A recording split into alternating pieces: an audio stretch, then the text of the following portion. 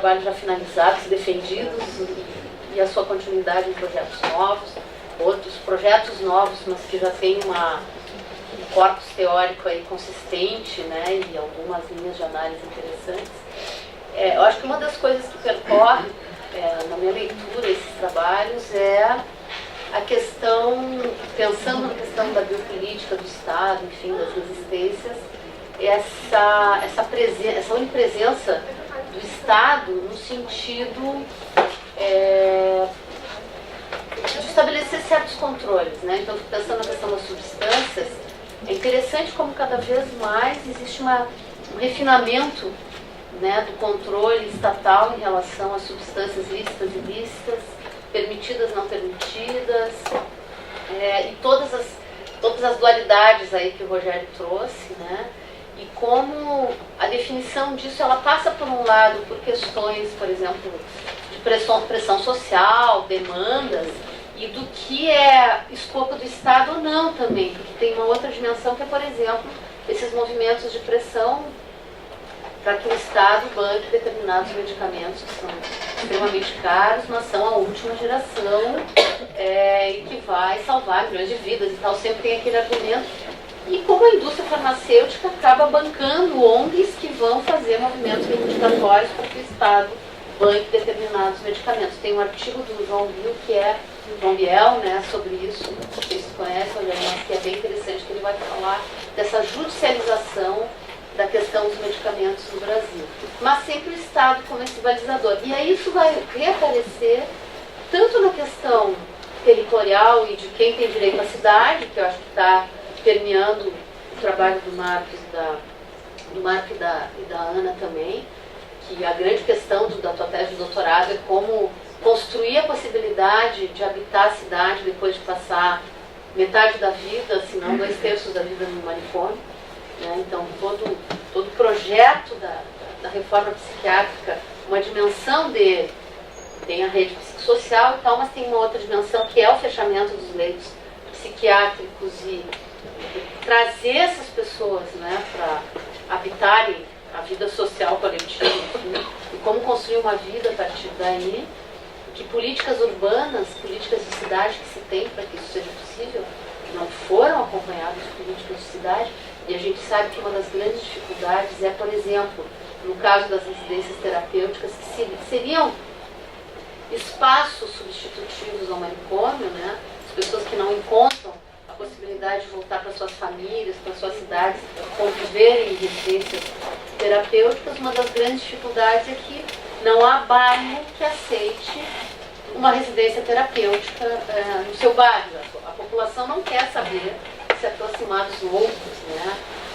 E essas práticas divisórias, vamos dizer assim, elas acontecem desde o manicômio, mas elas vão se reproduzir fora.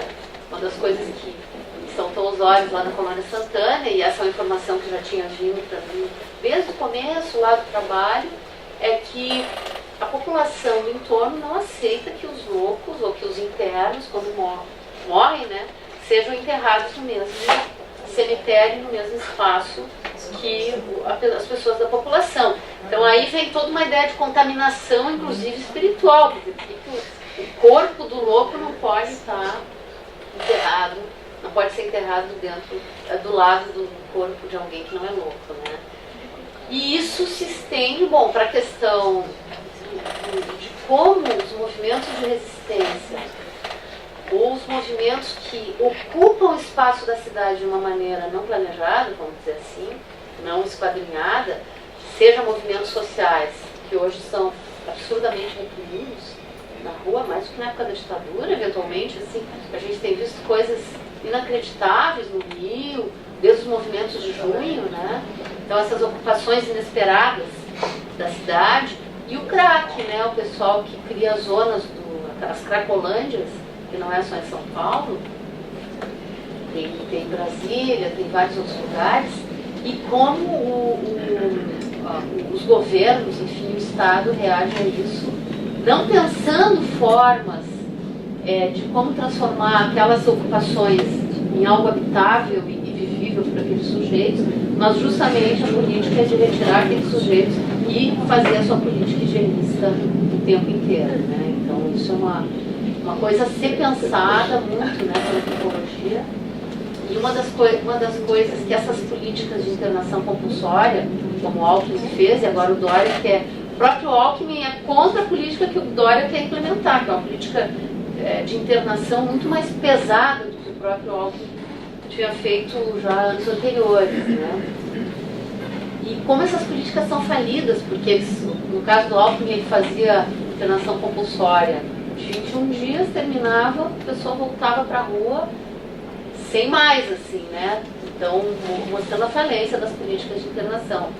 E, ao mesmo tempo, a impossibilidade do Estado de pensar uma política que não seja de internação, mas que seja de intervir nas próprias condições em que aqueles sujeitos estão colocados. Por exemplo, assumir uma política de redução de danos mais efetiva, ouvir minimamente a academia, tem milhões, acho que a Isadora vai falar um pouco sobre isso amanhã, né? Mas ouvir minimamente a academia, tem milhões de trabalhos produzidos, assim, aqui na UFSC, em outros lugares, sobre isso, e isso não tem nenhum efeito, né, fora.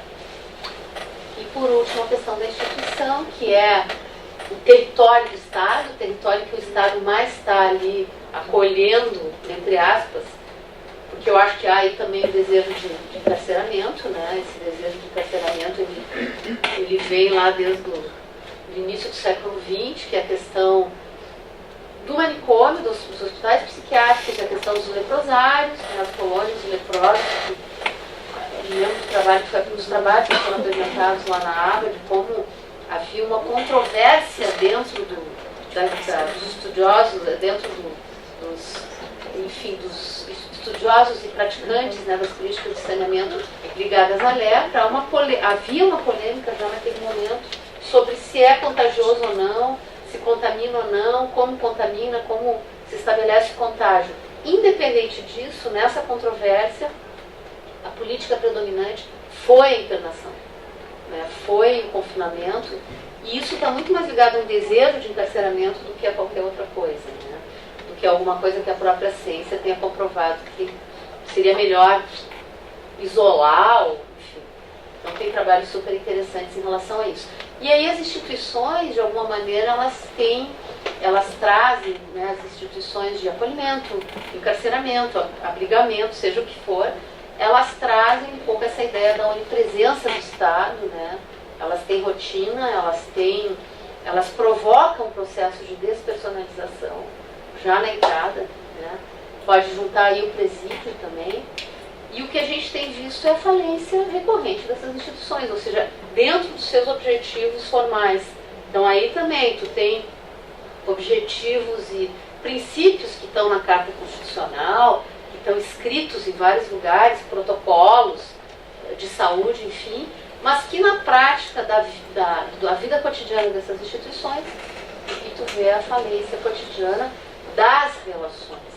Por outro lado, tu percebe que há práticas de resistência, né? Há fugas, né? Como a gente tem observado lá na Colônia Santana, um dos objetivos, vou falar um pouco sobre isso amanhã, mas um dos objetivos da pesquisa é rastrear sujeitos numa instituição total, ou seja, é tentar entender como uma das instituições mais despersonalizantes, dessubjetivantes, que é o manicômio, como é possível existirem práticas de resistência. Práticas são essas, como chegar até elas, que rastros e vestígios que a gente tem dessas práticas, né? Mas eu acho que uma das questões que passa aí é esse estado biopolítico, mas de uma biopolítica que está muito próxima de um poder soberano, né? E a gente vê isso no modo como a questão das cracolândias são tratadas. Para mim é menos biopolítico e mais realmente o uso de um poder absolutamente. Não sei se vocês concordam comigo, mas acho que as duas coisas estão muito próximas ali. E por outro lado, resistências que, enfim, emergem muito forte, mas que a dimensão micropolítica delas permanece invisível, né? Eu acho que tem um trabalho aí etnográfico a ser feito, mas tem também, talvez, pensar em outras formas, né? Que outras resistências são possíveis aí. E aí entra o nosso papel dentro da academia, né? O que pode a antropologia? né, dar visibilidade através de etnografias, que, enfim, inumeráveis. E o que mais? Né? Talvez uma delas seja denunciar o quanto essas políticas não correspondem a demandas, né,